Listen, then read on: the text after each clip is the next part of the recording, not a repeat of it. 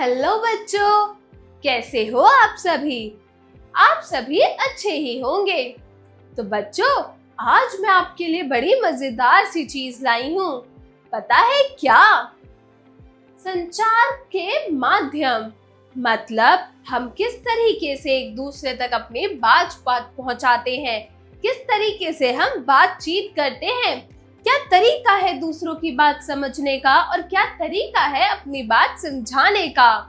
तो आज हम बस इसी विषय में चर्चा करेंगे, आज हम इसी विषय में पढ़ेंगे। तो चलिए शुरू करते हैं। अध्याय 12, संचार के माध्यम। लेख, अध्ययन से पूर्व। तो बच्चों, यहाँ पे आपको एक चित्र दे रखा है जिसमें 4 बच्चे बैठकर टीवी देख रहे हैं।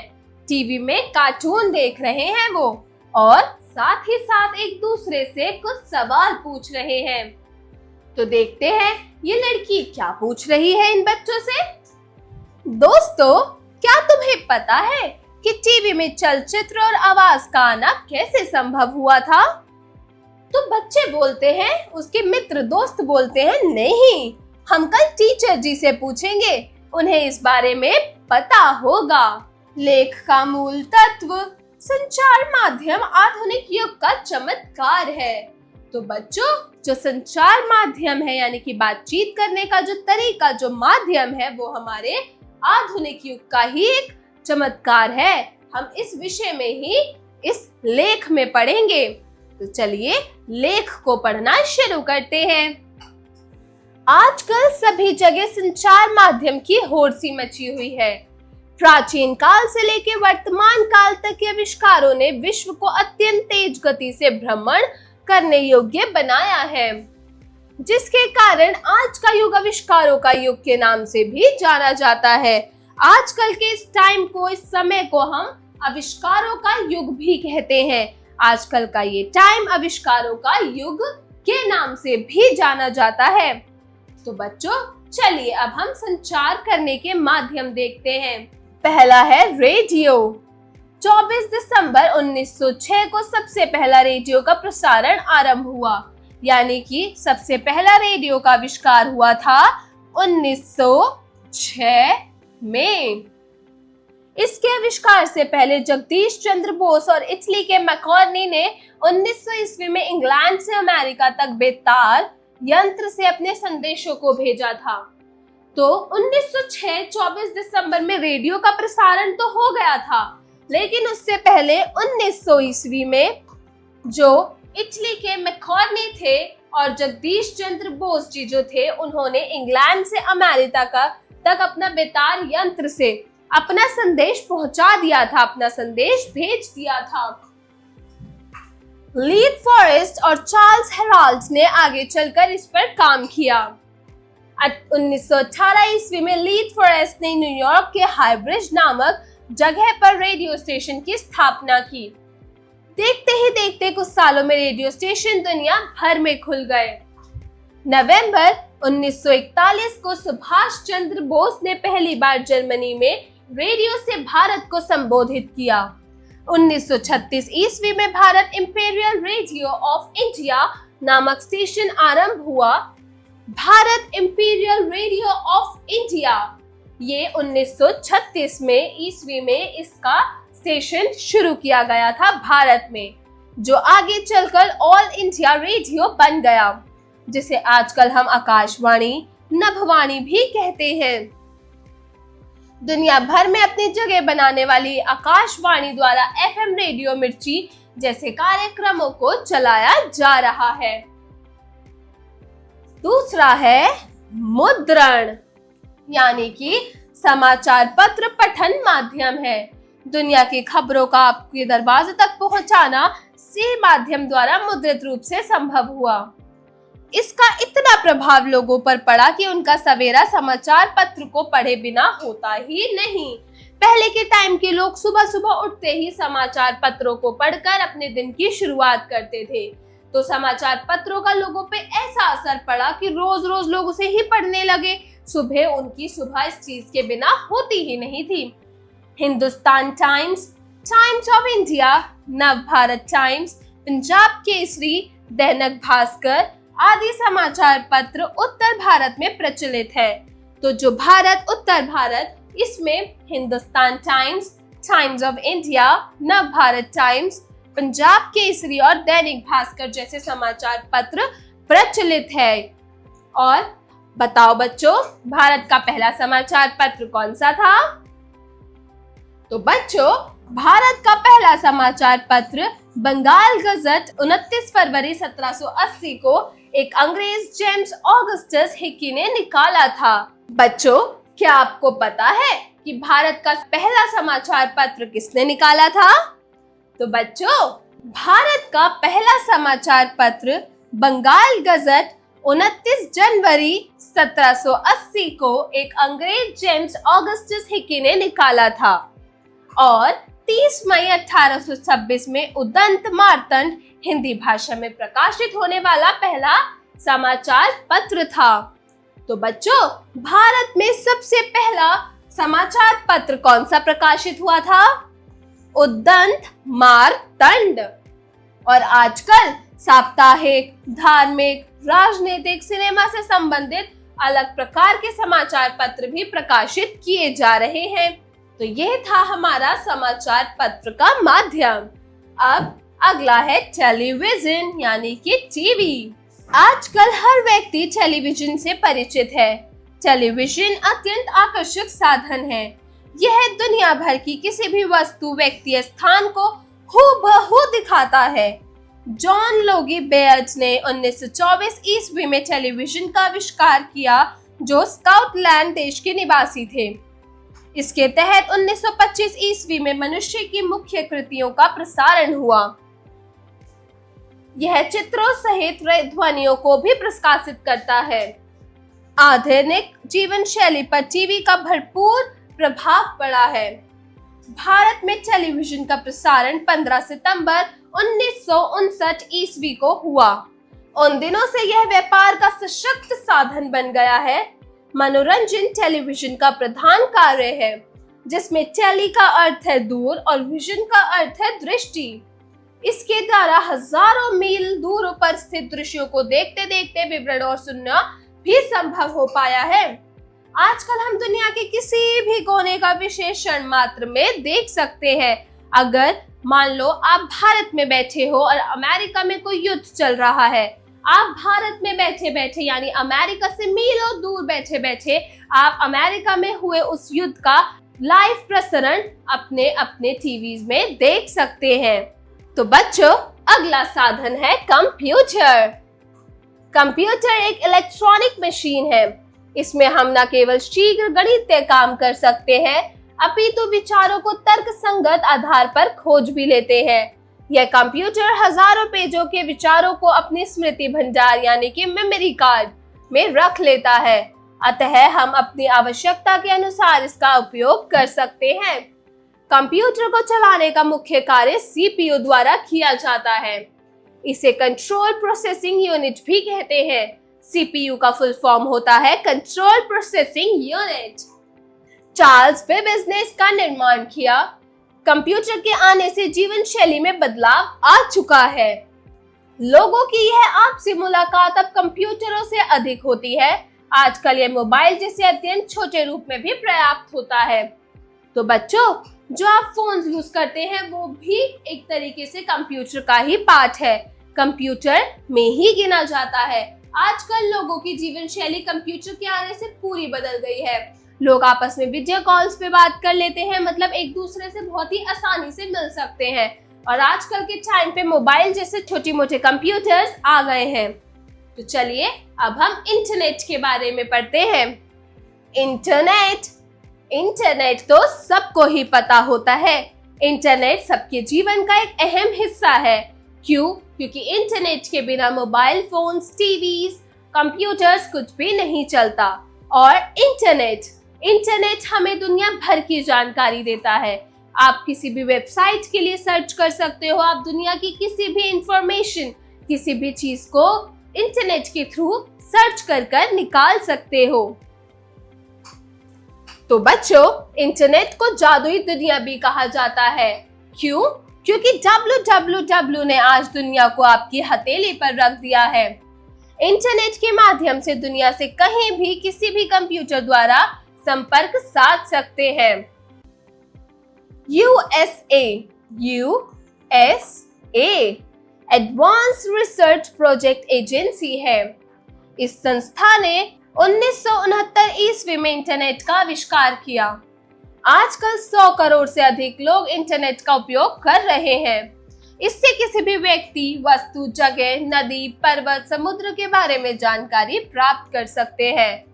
कंप्यूटर की स्क्रीन पर एक क्लिक करने से निश्चित पेज खुल जाता है। इसे वेब क्रॉसिंग कहते हैं।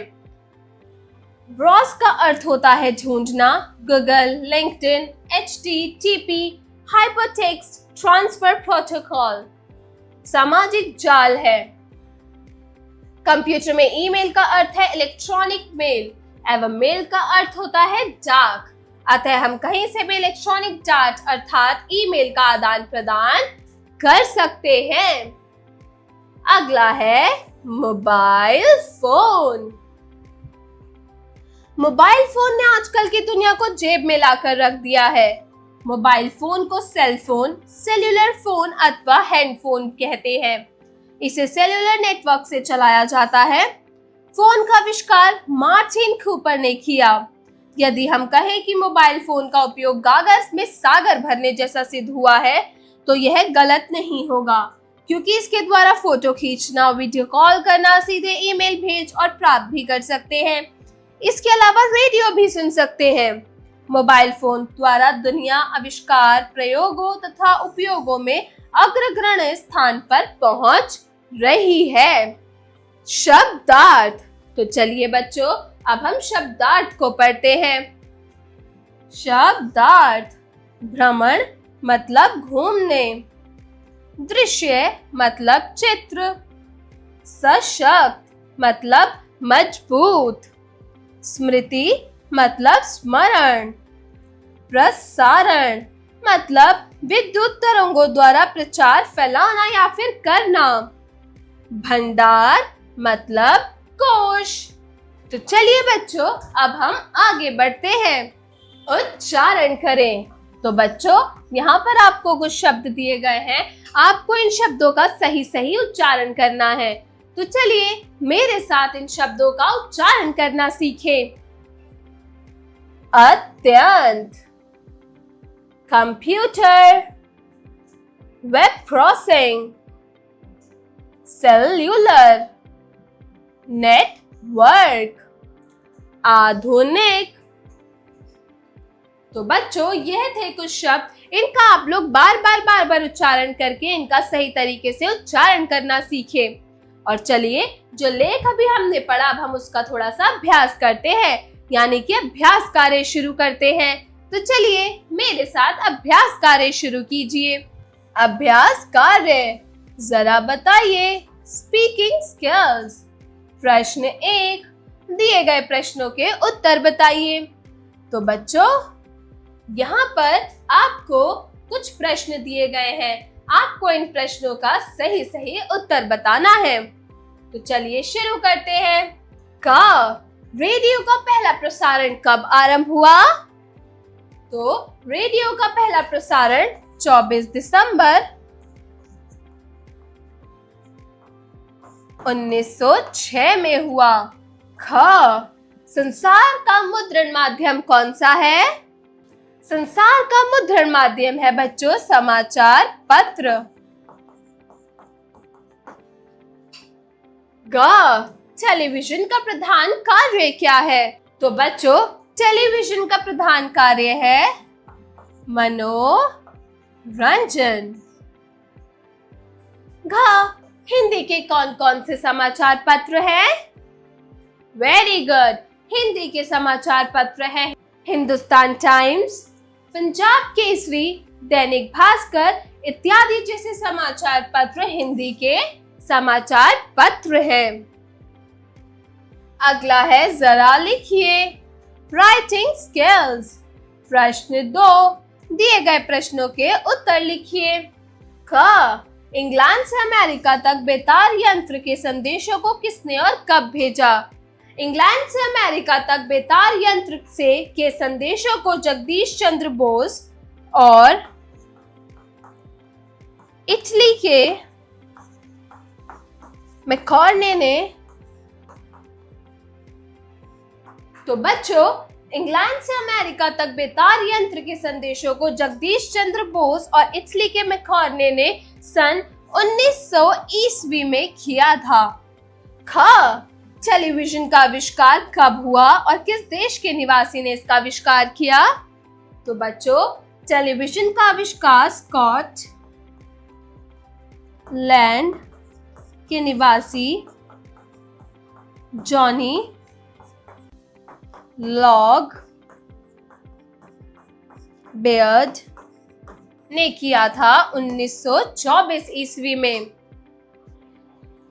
ग, चार्ल्स बेबेज ने किस इलेक्ट्रॉनिक मशीन का आविष्कार किया और वह हमारे लिए किस प्रकार उपयोगी सिद्ध हुआ? तो बच्चों, चार्ल्स बेबेज ने कंप्यूटर नामक मशीन का आविष्कार किया और यह हमारे लिए बहुत ही ज्यादा उपयोगी सिद्ध हुआ। क्यों? क्योंकि इससे लोग कभी भी किसी भी समय मिल सकते हैं, ईमेल्स कर सकते हैं, इस पे इंटरनेट चला सकते हैं, इस पे वो किसी भी तरह की जानकारी प्राप्त कर सकते हैं, कुछ भी सर्च कर सकते हैं, कुछ भी देख सकते हैं। इसीलिए यह हमारे लिए बहुत ही उपयोगी सिद्ध हुआ। अगला प्रश्न है घ, www का पूरा नाम क्या है और इंटरनेट में ये किस काम आता है? तो बच्चों, www का फुल फॉर्म पूरा नाम है वर्ल्ड वाइड वेब। www का पूरा नाम है वर्ल्ड वाइड वेब और इंटरनेट में ये काम आता है। किसी भी वेबसाइट के बारे में सर्च करने के लिए ये काम आता है। अब दुनिया भर की कोई भी जानकारी www यानी वर्ल्ड वाइड वेब के जरिए सर्च कर आप किसी भी तरह की जानकारी प्राप्त कर सकते हैं। दुनिया के किसी भी कोने की जानकारी भी प्राप्त कर सकते हैं। तो चलिए बच्चों, अब हम बढ़ते हैं अगले प्रश्न की ओर। प्रश्न 3, उचित विकल्प पर सही का चिन्ह लगाइए। तो बच्चों, आपको यहाँ पर कुछ प्रश्न दिए गए हैं और उनके 4 विकल्प दिए गए हैं। आपको उस प्रश्नों को पढ़ के उन चारों विकल्पों में से सही विकल्प का चयन करना है और वो सही विकल्प का चयन करके आपको उसके आगे सही का चिन्ह लगाना है। तो चलिए शुरू करते हैं। ख, इंटरनेट को डैश दुनिया भी कहा जाता है। आधुनिक, जादुई, आविष्कारक और संचारक। कौन सी दुनिया? वेरी गुड, जादुई दुनिया भी कहा जाता है। ख, रेडियो के माध्यम से भारत को संबोधित करने वाले व्यक्ति थे Charles Babbage, Martin Cooper, Jagdish Chandra Bose या फिर जॉन लोगी बेयर्ड। तो बच्चों, रेडियो के माध्यम से भारत को संबोधित करने वाले व्यक्ति थे जगदीश चंद्र बोस। ग, मोबाइल फोन का आविष्कारक कौन है? मैकॉर्नी, मार्टिन कूपर, वेब ब्राउजिंग या फिर जगदीश चंद्र बोस। कौन है? Very good, Martin Cooper. घ, पहला रेडियो प्रसारण कब हुआ? 24 दिसंबर 1906, 24 नवंबर 1906, 26 जुलाई 1906 या फिर 26 अक्टूबर 1906। कब हुआ था? वेरी गुड, 24 दिसंबर 1906 में। अगला प्रश्न है प्रश्न 4, दिए गए वाक्यों में रिक्त स्थानों की पूर्ति कीजिए। तो बच्चों, यहाँ पर आपको कुछ वाक्य दे रखे हैं और उन वाक्यों में आपको रिक्त स्थान दे रखे हैं। आपको इस वाक्यों को पढ़ के ऊपर दिए गए बॉक्स में जो वाक्य, जो शब्द दे रखे हैं, उन शब्दों को यहाँ पढ़ कर इन रिक्त स्थानों को पूरा कर ये वाक्य पूरा करना है। तो चलिए शुरू करते हैं। क, समाचार पत्र डैश माध्यम है। किसका? पठन। ख, आधुनिक जीवन शैली पर डैश का भरपूर प्रभाव पड़ा। आधुनिक जीवन शैली पर किसका भरपूर प्रभाव पड़ा? जीविका। घ, वेब क्रॉसिंग का अर्थ है ढूंढना। वेरी गुड, ढूंढना। घ, ईमेल का अर्थ होता है वेरी गुड, इलेक्ट्रॉनिक मेल। प्रश्न 5, सही कथन पर सही अथवा गलत कथन पर गलत का चिन्ह लगाइए। तो बच्चों, यहाँ आपको कुछ वाक्य दे रखे हैं। आपको इन वाक्यों को पढ़कर इन वाक्यों को पहचानना है कि क्या यह वाक्य सही है। अगर ये वाक्य सही है तो इनके आगे सही का चिन्ह, और अगर वाक्य गलत है तो इनके आगे गलत का चिन्ह लगाना है। तो चलिए शुरू करते हैं। का, सीपीयू एक स्मृति भंडारक यूनिट है। बिल्कुल सही, यह कथन बिल्कुल सही है, तो हम इसके आगे सही का चिन्ह लगाएंगे। ख, ईमेल इंटरनेट का वह भाग है जिसके द्वारा कहीं से भी विचारों का आदान प्रदान कर सकते हैं। वेरी गुड, ये कथन भी बिल्कुल ठीक है, तो हम इसके आगे भी सही का चिन्ह लगाएंगे। ग, आकाशवाणी, नववाणी और इंडिया रेडियो स्टेशन को ही कहते हैं। बिल्कुल सही, यह वाक्य भी बिल्कुल ठीक है। ख, समाचार पत्र इलेक्ट्रॉनिक संचार का माध्यम है। समाचार पत्र पठन का एक माध्यम है, तो यह गलत वाक्य है। अगला प्रश्न है प्रश्न 6, सही मिलान कीजिए। तो बच्चों, यहाँ पर आपको कुछ शब्द दे रखे हैं, आपको उनके सही शब्दों के साथ उनका मिलान करना है। तो चलिए शुरू करते हैं। क, रेडियो प्रसारण।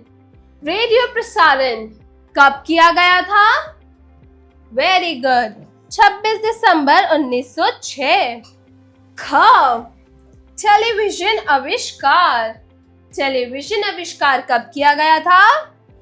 वेरी गुड, 1924 में, तो हम इसे 1924 से मिलाएंगे। ग, www का पूरा नाम क्या है?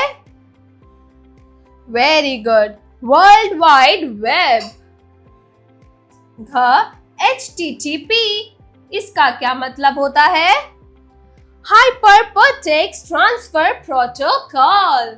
चलिए अब हम अगले प्रश्न की ओर बढ़ते हैं। क्या इंटरनेट हमारे जीवन का एक अहम हिस्सा है? उसका क्या महत्व है? इसका जवाब सोच समझकर अपनी अपनी नोटबुक्स में लिखिए। प्रश्न 8, प्राचीन काल में समाचार के कौन कौन से साधन हुआ करते थे? क्या उस समय भी विचारों का आदान प्रदान इतना ही सहज और सुगम था जितना आज के युग में है? अपने अनुभव के आधार पर सोचिए। तो बच्चों, पहले के टाइम पे संचार के क्या क्या माध्यम होते थे? क्या TV, radio, telephone, mobile phone, computers, समाचार पत्र इत्यादि चीजें पहले भी हुआ करती थी? क्या उस समय भी विचारों का आदान प्रदान इतना ही आसान था जितना आज है? अपने पेरेंट्स से इसके बारे में चर्चा कीजिए, अपने माता पिता से, और उनके और अपने अनुभव के अनुसार इसका जवाब लिखिए। प्रश्न 9, कंप्यूटर और मोबाइल के बीच क्या संवाद हो सकता है? सोचकर बताइए। अगर कंप्यूटर्स और मोबाइल फोन आपस में बात करते हो तो उनके बीच में क्या संवाद होगा? एक इमेजिनरी संवाद, एक इमेजिनरी कॉन्वर्सेशन रेडी कर आपको इसका उत्तर सोचकर अपनी अपनी नोटबुक्स में लिखना है। चलिए अगला है, जरा भाषा पर गौर कीजिए। Language skills. प्रश्न 10, दिए गए शब्दों के वचन बदलिए। तो बच्चों, यहाँ पे आपको कुछ शब्द दे रखे हैं जो कि एक वचन में हैं। आपको इनको बहुवचन में बदलकर इनके वचन बदलने हैं। तो चलिए शुरू करते हैं। क, मशीन। मशीन का बहुवचन क्या होता है? वेरी गुड, मशीनो। ख, ध्वनि। ध्वनिया। ग, आविष्कार। आविष्कार का बहुवचन होता है आविष्कारो। घ, कार्यक्रम। इसका बहुवचन क्या होगा? वेरी गुड, कार्यक्रमों। ड़ स्टेशन, स्टेशनों।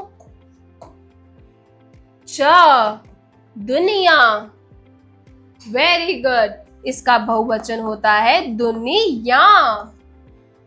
प्रश्न 11, दिए गए शब्दों के पर्यायवाची शब्द लिखिए। तो बच्चों, यहाँ पर आपको कुछ शब्द दे रखे हैं। आपको इन शब्दों के समान अर्थ वाले यानी कि सेम अर्थ वाले शब्द लिखने हैं 3-3। तो चलिए शुरू करते हैं। क पत्र, पत्र का पर्यायवाची शब्द होते हैं किसलिए, खत और चिट्ठी। ख जीवन, जीवन का पर्यायवाची शब्द है हयात, जीवन काल और जिंदगी। अगला शब्द है भारत, भारत का पर्यायवाची शब्द है हिंदुस्तान, इंडिया और भारतवर्ष। घ व्यक्ति, व्यक्ति का पर्यायवाची शब्द होता है जन, मनुष्य और इंसान। अगला प्रश्न है प्रश्न 12, दिए गए शब्दों का वाक्य प्रयोग कीजिए। तो बच्चों, यहाँ आपको कुछ शब्द दे रखे हैं, आपको इन शब्दों को ध्यान से पढ़ना है। शब्दों को पढ़ के आपको इनका एक एक वाक्य प्रयोग करना है, मतलब एक एक वाक्य बनाना है। तो चलिए शुरू करते हैं। क रेडियो, रेडियो से बच्चों हम वाक्य बनाएंगे।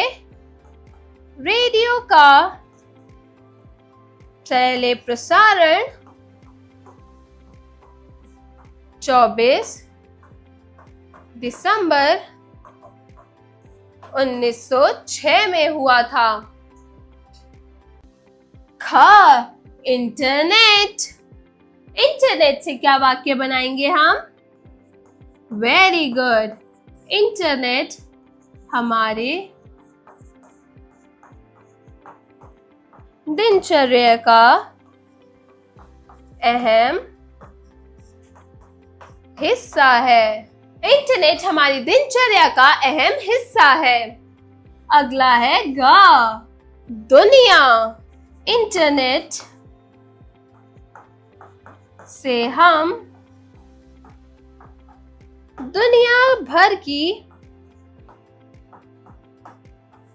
जानकारी झट से प्राप्त कर सकते हैं। अगला है घ विचार, विचार से हम वाक्य बनाएंगे।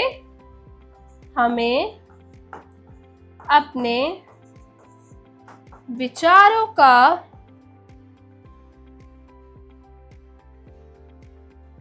आदान प्रदान करते रहना चाहिए। तो चलिए अब अगले प्रश्न की ओर बढ़ते हैं। प्रश्न 13, दिए गए वाक्यों में से उपसर्ग युक्त शब्द को छांटकर अलग कीजिए। तो बच्चों, यहाँ आपको कुछ वाक्य दे रखे हैं, आपको इन वाक्यों को पढ़ना है और उसमें से जो शब्द उपसर्ग युक्त हैं उन शब्दों को छांटकर दिए गए स्थान पर लिखना है। तो चलिए शुरू करते हैं। क सत्य का स्वरूप प्रगतिशील व सुखदायक होता है। इसमें उपसर्ग युक्त शब्द कौन से हैं? सत्य, स्वरूप और प्रगतिशील। ख निसंदेह आविष्कार हमारे लिए एक वरदान है। इसमें उपसर्ग युक्त शब्द कौन से हैं? वेरी गुड, निसंदेह और आविष्कार। ग दृढ़ प्रयत्न, परिश्रम एवं अदम्य साहस में सफलता मिलती है। इसमें उपसर्ग युक्त शब्द कौन सा है? वेरी गुड, दृढ़ प्रयत्न, परिश्रम एवं अदम्य। घ संदीप खुश मिजाज है जबकि सुदीप बदतमिजाज है। तो इसका उपसर्ग युक्त शब्द कौन सा है? सुदीप और बदमिजाज। प्रश्न 14, मूल शब्द और प्रत्यय को अलग अलग कीजिए। तो बच्चों, यहाँ आपको कुछ शब्द दे रखे हैं जिसमें से आपको मूल शब्द को और प्रत्ययों को अलग करके लिखना है। तो चलिए शुरू करते हैं। का, मानव ता, तो इसका मूल शब्द क्या होगा? वेरी गुड, मानव जमा ता। ख, दैनिक, वेरी गुड, इसका मूल शब्द होगा दिन और प्रत्यय होगा एक, दैनिक। ग, सामाजिक, समाज जमा एक, सामाजिक। घ, भारतीय, भारत जमा ये, भारतीय। जरा रचनात्मक कार्य कीजिए, क्रिएटिव स्किल्स। प्रश्न 15, पत्र का इलेक्ट्रॉनिक लेखन रूप ईमेल कहलाता है। दिए गए औपचारिक पत्र को इलेक्ट्रॉनिक पत्र यानी कि ईमेल में बदलिए। तो बच्चों, यहाँ आपको एक पत्र दे रखा है। इसी पत्र का जो इलेक्ट्रॉनिक रूप होता है, यानी कि जो हम कंप्यूटर या मोबाइल फोन के जरिए भेजते हैं, जो इलेक्ट्रॉनिक लेखन होता है, उसमें वो ईमेल कहलाता है। तो यहाँ आपको एक औपचारिक पत्र दे रखा है। आपको इस औपचारिक पत्र को पढ़ना है और इस औपचारिक पत्र को पढ़कर इसको ईमेल में बदलना है। ये आप अपनी अपनी नोटबुक्स में करेंगे। तो देखिए, प्रेषक का नाम, यहाँ पर प्रेषक का नाम आएगा। सेवा में या प्रतिष्ठार्थी, प्राप्तकर्ता का पता, दिनांक, विषय, आदरार्थ संबोधन और विषय वस्तु। ये है औपचारिक पत्र का एक पैटर्न। कैसे हम अपना औपचारिक पत्र लिखते हैं दूसरे को। यहाँ पर जो पत्र लिख रहा है उसका पता, सेवा में या फिर प्रतिष्ठार्थ, जो प्राप्त करेगा पत्र उसका पता, दिनांक, किस बारे में पता है वो विषय, और आदरार्थ संबोधन, प्रिय, आदरणीय इत्यादि शब्दों का प्रयोग, और विषय वस्तु यानी कि यहाँ पे पत्र की पत्र किस बारे में है आप वो लिखते हैं। लेकिन अगर आप औपचारिक पत्र को इलेक्ट्रॉनिक मेल में बदलते हैं तो ये लिखा जाता है टू, किसको, फ्रॉम, किससे, यानी यहाँ पर ईमेल आता है किसको भेजा जा रहा है उसका, @gmail.com। कौन भेज रहा है उसका ईमेल आता है यहाँ पर। फिर आता है सब्जेक्ट, यानी कि आप मेल में क्या लिख रहे हैं, आपका मेल किस बारे में है, डायरेक्ट वो लिखा जाता है यहाँ पर। प्रश्न 16, दिए गए विषय पर अखबार हेतु एक विज्ञापन तैयार कीजिए। इलेक्ट्रॉनिक मेला। तो बच्चों, यहाँ आपको एक विज्ञापन का शीर्षक दिया हुआ है, इलेक्ट्रॉनिक मेला। तो आपको इस विषय पर अखबार में एक विज्ञापन छपवाना है। तो इसके ऊपर इसका विषय आपको जो दिया गया है उस पर एक विज्ञापन तैयार कीजिए दिए गए स्थान पर। अगला है, जरा दिमाग लगाइए, ब्रेनस्टॉर्मिंग एक्टिविटी। प्रश्न 17, दिए गए सूचना लेखन में कुछ त्रुटियां हैं, उन्हें छांट कर लिखिए। तो बच्चों, यहाँ पर आपको एक सूचना लेखन दे रखा है। इस सूचना लेखन में कुछ त्रुटियां यानी कि कुछ गलतियां हैं, आपको उन्हें छांटकर नीचे दिए गए स्थान पर लिखना है। जैसे शोभित, आवश्यक सूचना, कक्षा 6ठी C, कृपया ध्यान दें। एक वॉक्सवैगन ब्रांड का क्रिकेट बैट छूट गया है, यदि किसी को पता चले तो संपर्क करें। दिनांक, SACK विद्यालय कर्नाटका।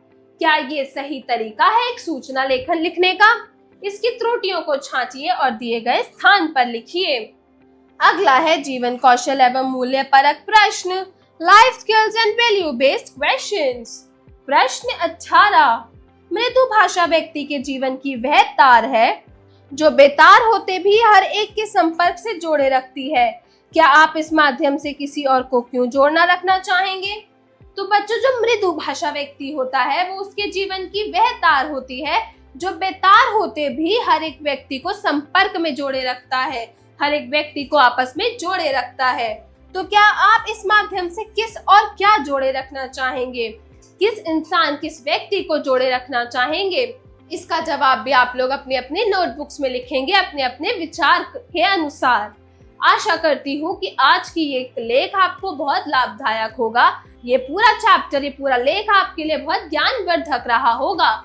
मिलती हूँ अगले कक्षा में एक नई लेख, कहानी या कविता के साथ। तब तक के लिए बाय बाय।